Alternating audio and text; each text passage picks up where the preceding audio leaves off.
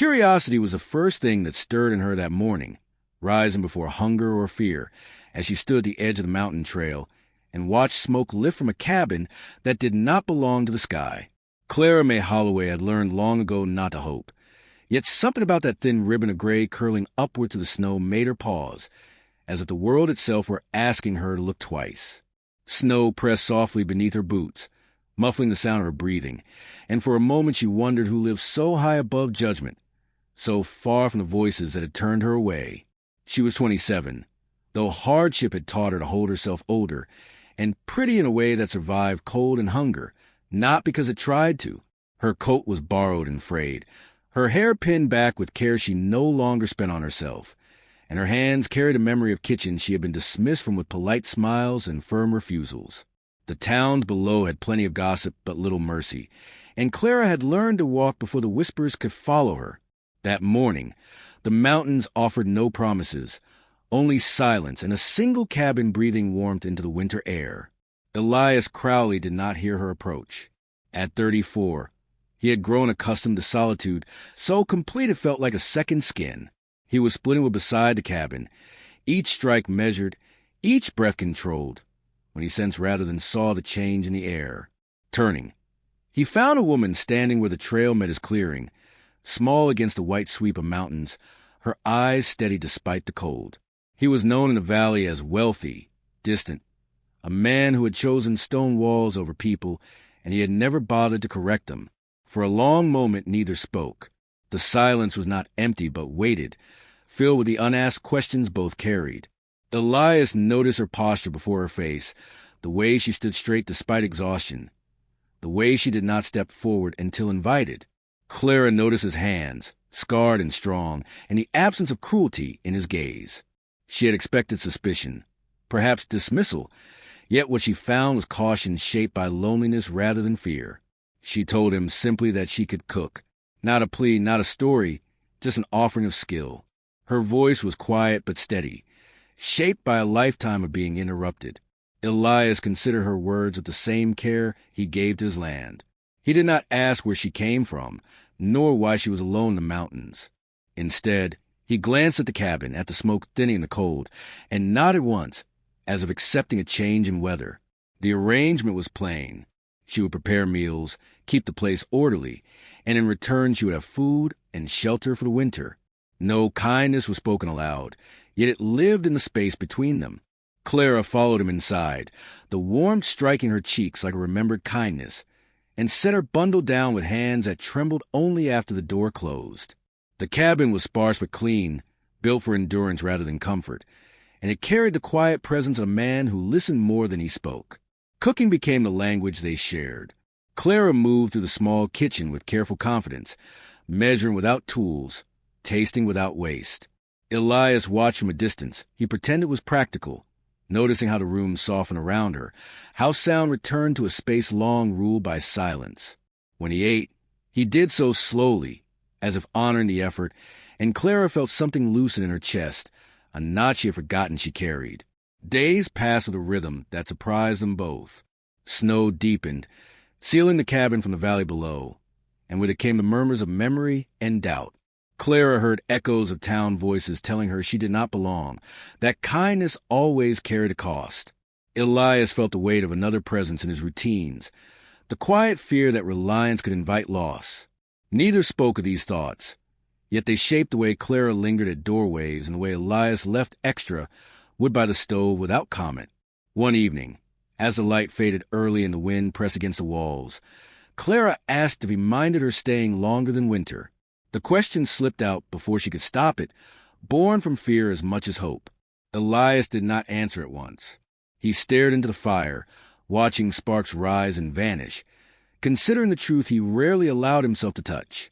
When he finally spoke, he said only that the mountains were harsh and that no one should face them alone.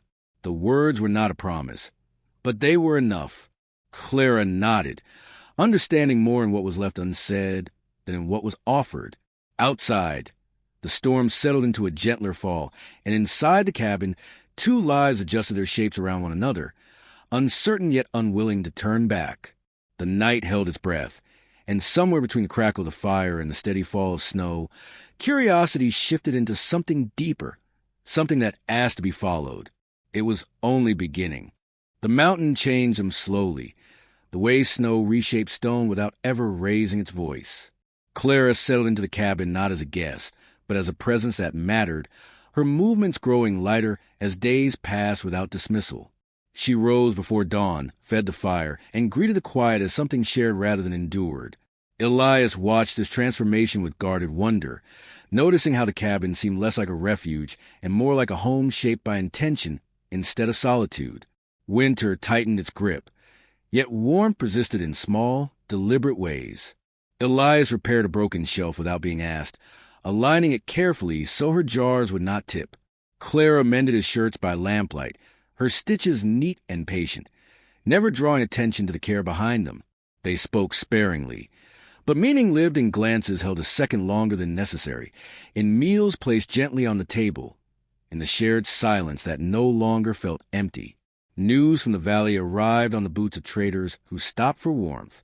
Their words carried curiosity sharpened into judgment, questions about why a man like Elias kept a woman hidden in the mountains. Clara listened from the edge of the room, her shoulders stiffening as old shame stirred awake. She had learned how quickly kindness could sour when examined too closely. Elias answered little, his voice even, but the murmurs followed him after the door closed, settling like frost in the corners of the room. Clara began to withdraw, not out of coldness but caution. She cleaned more than necessary, spoke less, and avoided meeting Elias's eyes. The thought of being the reason his quiet life became subject to gossip gnawed at her. One morning, before the light fully broke, she packed her few belongings with careful hands, each full to practice farewell. Leaving had always been her way of protecting what little goodness she found. Elias noticed the absence before he saw the bundle by the door. Something in the cabin felt hollow, a familiar ache he recognized too late. When he asked where she was going, his voice carried an edge of urgency that surprised them both. Clara told him the truth she had hidden, that she was tired of being a weight, tired of standing where she was not meant to last. Her words were steady, but her eyes betrayed the fear beneath them. For the first time, Elias spoke of himself without armor. He admitted the mountains had been his choice not because he disliked people, but because he feared needing them. Wealth had given him distance. Solitude had given him safety, yet neither had offered him peace. Clara's presence had not taken from him, he said, but returned something he had not known was missing. The admission settled between them, fragile and honest. The storm outside rose again, wind pressing against the cabin, as if testing its strength. Clara hesitated, torn between instinct and longing. Elias did not reach for her, did not bind her with promises. Instead, he told her she could stay because she chose to, not because she owed him anything. The words loosened something deep within her, a belief shaped by years of conditional acceptance. She set her bundle down slowly, as if unsure the floor would hold it. Relief washed over her face, followed by a smile she had forgotten how to wear. Elias felt the quiet joy of witnessing a decision freely made, one that did not trap either of them. They stood together, listening to the storm soften, aware that something irrevocable had shifted. Spring did not arrive all at once, but it came. Snow thinned, revealing dark earth beneath, and light lingered longer each evening. Clara began planting herbs near the cabin, pressing seeds into soil with hope rather than desperation.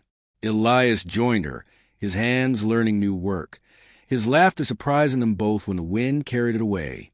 The mountains watched, indifferent yet present, as two lives rooted themselves without fear. When travelers passed later that year, they found a cabin alive with warmth and quiet dignity. Clara was no longer a woman defined by where she had slept, and Elias was no longer a man hidden behind his land. They moved together with ease earned through patience, their bond woven from respect and choice. Happiness did not announce itself loudly, but it stayed. And if you listen closely, the old soul who remembers this story would tell you that love is not always a sudden fire.